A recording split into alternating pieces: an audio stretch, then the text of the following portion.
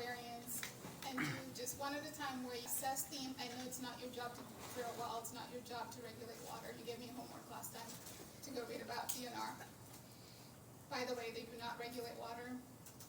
All he has to do is, if he's going to draw more than 100,000 gallons a month, I think, I don't remember the exact, if it's the month or whatever, but it's 100. Then he has to register for a significant water withdrawal facility. So if we keep it under 90, he doesn't have to register. DNR will not come out and save us. It's not their problem. It's not their job to regulate it either. So it's up to you guys to assess the impact of the things that you're going to decide on behalf of the people that live here. That, you know, it's literally your job. But then again, I still do want to understand like how we are going to address the conflicts of interest, because even I realized I didn't read paragraph 722 that says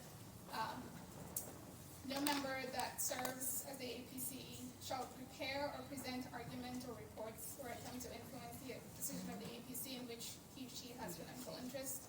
And I know the zoning ordinance that came through here came from the commissioners, right? It was drafted by the commissioners, which you are a member. I don't know how that is not a conflict of interest. I know it specifically said PUDs, but you have land personally that is literally checks every box that was in that ordinance. It's in proximity to a highway, an interstate. Actually, it runs right along Interstate I-65. It's less than 1,000 acres. It does not have water or utilities, and it's set up for commercial, right? I truly, honestly don't see how you don't see that as a conflict of interest, and you already passed the zoning, the rezoning for that. So I think that needs to be addressed, and also how you get to participate in this needs to be addressed. But I'm happy to see Merritt on his own, maybe a gas station, maybe, but we don't need the concrete facility, we don't need a car wash, we don't need all the other piddly stuff that's coming with it, just in the name of it's the only one that's not developed. I'm not against development, I'm just saying it needs to be organized, it needs to follow the tenets that you guys have said of the comprehensive plan. Thank you. And I don't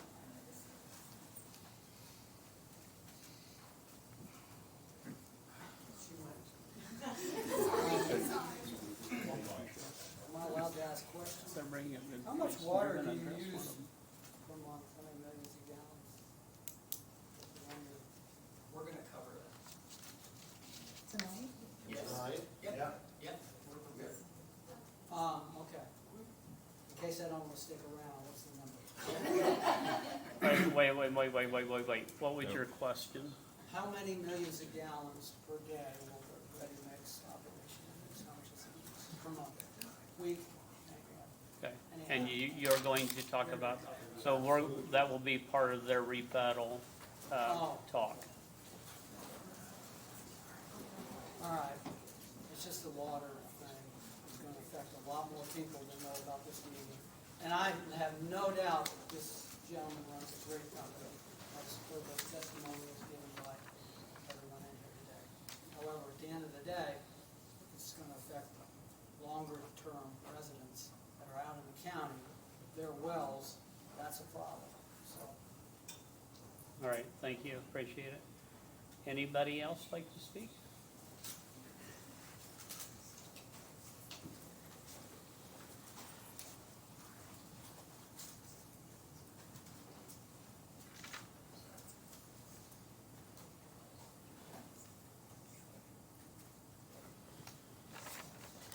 Good evening, Neil Merrill. I didn't know about this development until tonight. I was your first agenda item tonight with the Merrill Minor subdivision, or subplat for the 3 plats. I'm now just north of here, and I moved to Zionsville a few years back, raised my family, becoming empty nesters. I thought I bought a lot where I was outrunning the city lights, and it doesn't sound like that really happened, so I guess I'm going to keep running. Anyway, so I've got concerns. You know, been in Zionsville for 15 years, and I have been surrounded by other developments and so forth. You can see the difference between developments that are done by international people, national people, and the ones that are done by local community members. The ones that are done locally are fantastic. They're in the community, they live in the community, they work in the community, and they've done a great job. One of the challenges I think that the communities face, and specifically this board, is that balance between development, which is coming, and agricultural farm life community, that rural setting that Boone County is. But don't get ahead of yourself. So I'm on both sides of the fence here tonight. One, development's gonna come, and you've got to have a solid community member, all right? They're gonna live in the community, they're here, so don't, if this gets a vote not in the right favor of the development, don't kick the can down the road too far. Make sure you get with them and come up with the right solution to make it right. Because you want these companies in the community, all right? You don't want them to run, because if they can't, if it's gonna drag out 3, 4, 5 years, they're going on down the road. They're gonna be in Clinton County, they're gonna be Tippecanoe County, they're gonna move. So you don't wanna lose that. It's a solid tax base too. On the other side of things, it's gonna raise property values for those residents that are here. Can they afford to stay? Don't know. Maybe they can sell their land and make more money, but I don't think that's what they're here wanting to do. How's it gonna impact schools? You know, you're planning a multi-use facility. How is that tax base going to affect schools? Has anybody contacted the school district? Say, hey, what's this gonna do to you guys, all right? If this is coming in 3 to 5 years, are you planning for it? Is their master plan ready for it? Just asking the question. And then water, sewer. Let's make sure there's a right plan, all right?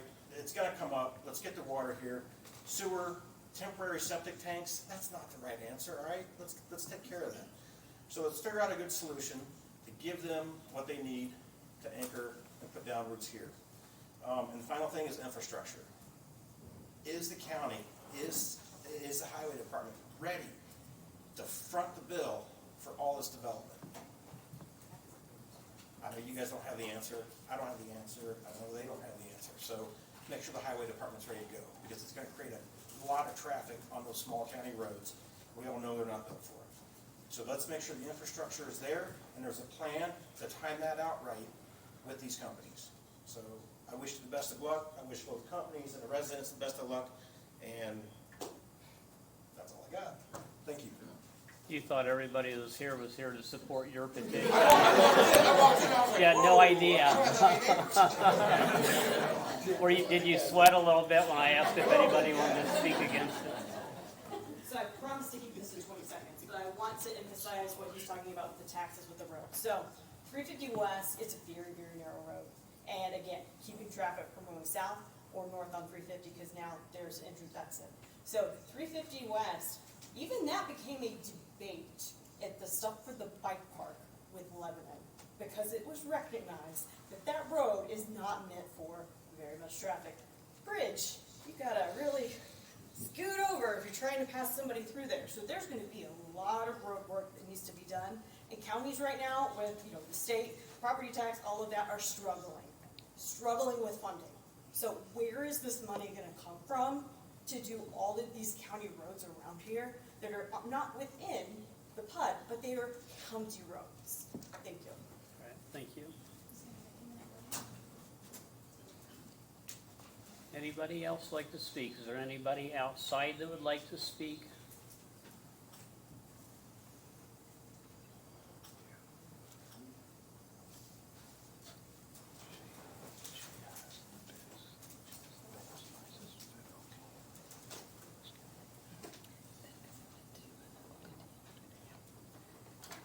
I don't live directly in there, I live right on State Road 39, and my biggest question is, you've already approved, not you guys, but Lebanon has approved a huge housing development plus Meyer has been put on hold.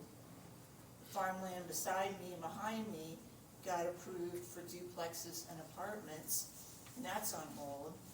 And then I hear about this, so I don't understand, and it's on hold because of the water. I'd like to hear what the plan is for that. If they can't build, then how's this gonna be going on?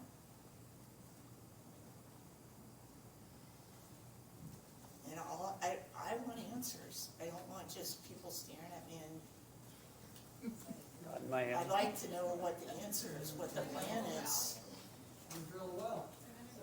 so the city of Lebanon, they're not in our jurisdiction, and their utilities are not in our jurisdiction. We only deal with the unincorporated parts of Boone County. That's what the Right, Boone but they County. took over that area that should have been your decision. Correct, but I didn't want to draw a parallel between their lack of water and the lack of utilities for this project. As proposed, this project would operate on drilled wells and septic until such a time that there was a county-based utility, a sewer and water service provided by the county. And what kind of timeline is for that? I don't believe there's a timeline. And I think that's probably the biggest problem then. Thank you. Okay, thank you. So John, 2 seconds, just because I did get contacted by the CEO of Realty Link, which is the developer that's suing Lebanon for $25 million because he reached my Facebook pages. And so he got put on hold by Lebanon for the water situation, so he's very interested about what's going on in the county now, allowing water to be drilled, just so you guys know. Thank you. Somebody's jamming back there.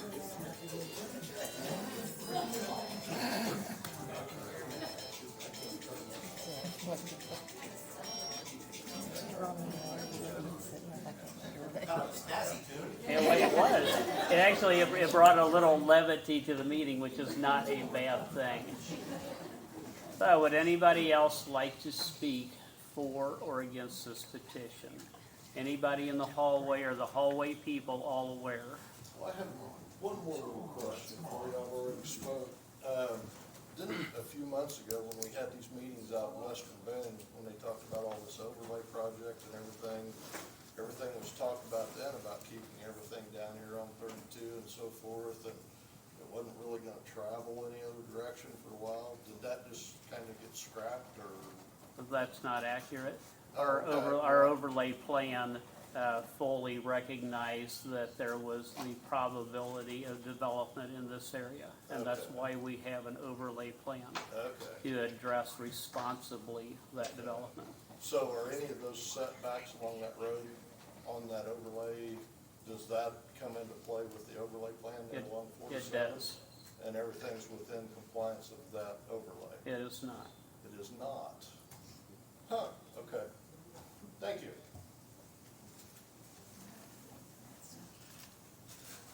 All right, we're going to close the meeting An opportunity for rebuttal. to the public. But they get it, yeah, they have. Right. The petitioner has the opportunity to speak to the concerns raised. Sure. Sure.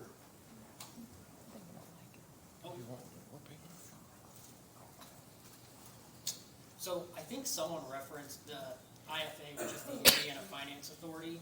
And so this is a recent document. I think it came out May 5th, so maybe even this week. But this is the Lebanon Utilities Environmental Assessment, the Wholesale Water Supply Phase 1 study. And what I'd like to note is it's kind of hard to read, but it says, I can't even read it. So there are 5 alternatives that they evaluated for the water. And the second one says additional groundwater supply within Lebanon. The conclusions were that the potential for expanding the local groundwater supply in Lebanon appears to be limited by multiple factors. Further investigations would need to be necessary to determine the maximum amount of additional safe yield that could be added to Lebanon's water system. So that's point 1. And the point I want to make there is this is a study for the greater Lebanon water plan and the greater regional plan. And so it's not saying there's no more water, it's just saying that is not a viable solution for the regional plan. The second thing that I wanted to note was alternative 5, which is a Sugar Creek Reservoir. And what that says is that the study found was that the reservoir could provide a long-term safe yield of 5 million gallons of water a day for Lebanon, if that was the solution that they wanted to go. But they abandoned that strategy because the time to plan, design, finance, and construct would likely take 20 to 25 years with land acquisition and all that sorts of stuff. So that was those 2. that to say, 5 million gallons on Sugar Creek. Sugar Creek is where the well fields are that Lebanon drilled. We've got a diagram for that we'll talk about in a second. The second, is someone also referenced the Indiana Finance Authority Central Indiana Water Study that was conducted, I think in 2021. But if you see, he says this doesn't work, so I'm gonna test. Oh, you nailed it, it doesn't work. But you see the star up there in the, no, it's the TV. The star up there in the top left corner is our site. And what this is saying is there's the cumulative water availability, the cumulative excess water availability is 6 to 10 million gallons of water a day. So it's not like we're out of water. This is just, we need a regional water solution. And so part of that is the Citizens deal that's gonna backfill from the south and the east. And then the other part is just this. So it's an all-encompassing strategy. I'll kind of let Dad touch on this graphic that we have, if you want to, but I can kind of give an overview. So up here in the top left is Sugar Creek, and that's where the City of Lebanon wells are pulling currently 4 to 4.5 million gallons of water a day. Those 5 dots are the wells that they operate. Then you can see, I'm just showing for reference, the main 24-inch water main that feeds Lebanon, and so that abuts up to our site. What I want to show is the distance between those wells and our site, which is 1.6 miles, and then also the distance from that site to where, and this is where Dad can touch, E&B, which is a subsidiary of IMI. They had a portable ready-mix plant there to rebuild the interstate for 24 to 30 months. And I think maybe you can touch from there. So I wish I could take credit for this, but actually one of the neighbors that live up there pointed this out to me after the last meeting about the water concerns in the area. And he said, hey, you know, there's already been a ready-mix plant up there, a big one, that did all the interstate pours. And what we can tell you from being in the industry and knowing the equipment they were using is on NDOT jobs, when they're doing interstate work, they're pouring 2 lanes, 24 feet wide, 13 inches deep.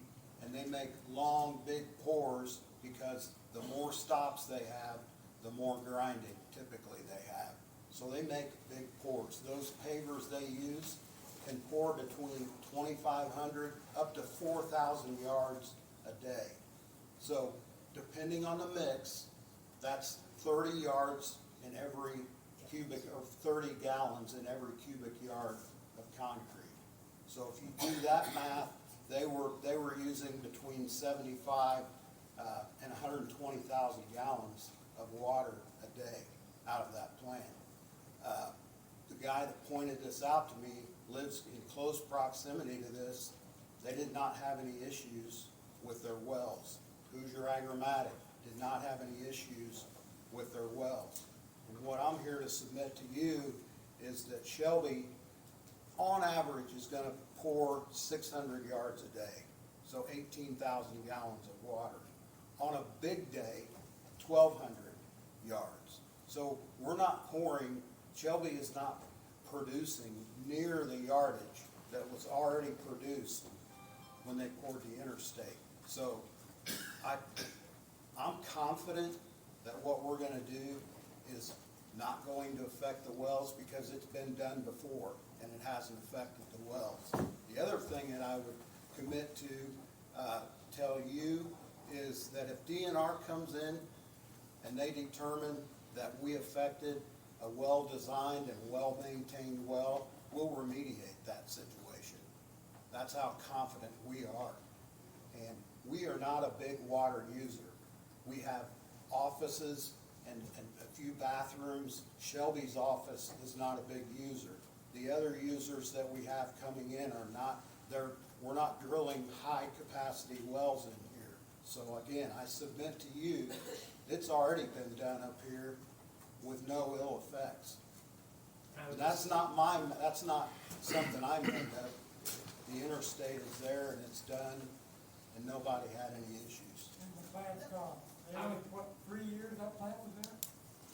You're gonna be there a lot longer than 3 years. So I would just say, we don't have any other users currently lined up. That's what, but the users that we intend will be users like us, especially on the south side You beat me to my Why does the state of question. Indiana wanna run a pipeline from Lafayette all the way down here? So this is our other slide. We're not gonna have any public comment, outside of the, people at the podium, please. Yeah, this is probably worth referencing, is from about where the portable plant they had for the interstate pour, from there to Hoosier Agromatics well was about 1,273 feet. From there to Gary Waring's well roughly was about the same distance, a little bit less, but where we anticipate the closest well to Mr. Waring's property would be about 1,400 feet and about 1,500 feet from Hoosier Agromatic, roughly 1,500 feet from Mr. Ward's property. So again, we're confident that we can go in here and do this and not have any ill effects. And we're only confident in that because of the large amount of pours they were doing through the summer, through the dry time of the year. I would just add one more thing. This is maybe just helpful to me, but when you look at it in aggregate, what Shelby's well would be pulling on their biggest day is 4,500ths of 1% of what Lebanon pulls a day from their well fields. So that's 0.45%, 4,500ths of 1%. Then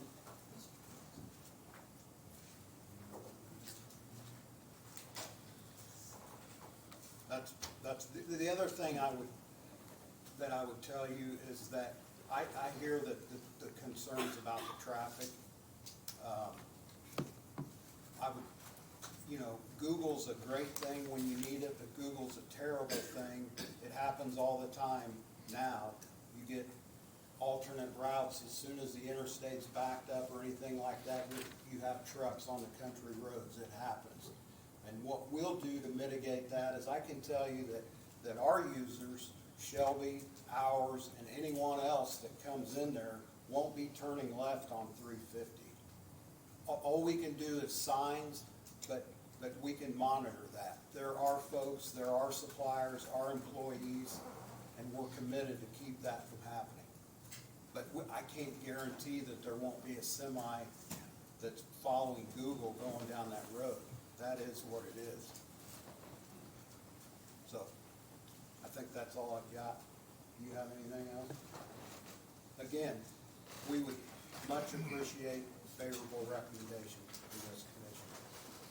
I have a question for you Sure. while you're up there. You're probably able to stay up there for a duration, I'm guessing, as we discuss this. But an interesting point was brought up about the road maintenance or on 350 and 275 and the county. Is that the county's responsibility? And I kind of look at you, but I'm going to ask Commissioner Lawson, who foots the bill for rebuilding a road for heavy industrial traffic. Let him answer the first question. So to your question, when we were penciling this out, we planned on, and after talking to Nick at the highway department, he had indicated that they would want that road remediated. So we plan on remediating the roads that we're using for, that it would be County Road 350 in phase 1. To what degree, I don't know yet. That's kind of part of what we need to work through with the county, but we're gonna have to satisfy them. And that potentially means widening that road. Would that need to be a part of the PUD? No, that was contemplated by, so that you might recall, the redevelopment commission established an allocation area for this.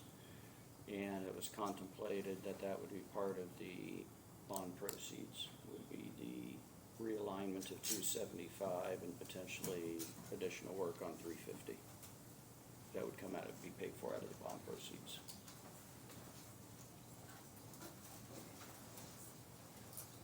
All right, so I'm going to close the meeting to the public and to the petitioner and open it to the board for discussion. Does anybody want to lead off?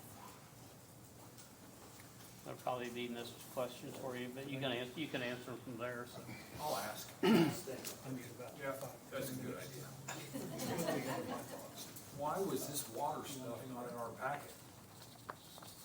Why wasn't it? Yeah, I mean, we printed a whole tree here, brother. I could have squeezed in a few more pieces of paper, before today, like the water stuff, that study, so I could have had some additional questions for that probably, because I know that the state just did another study, and I was here that many years ago with the reservoir thing, so I would like to see that water information in this packet before today.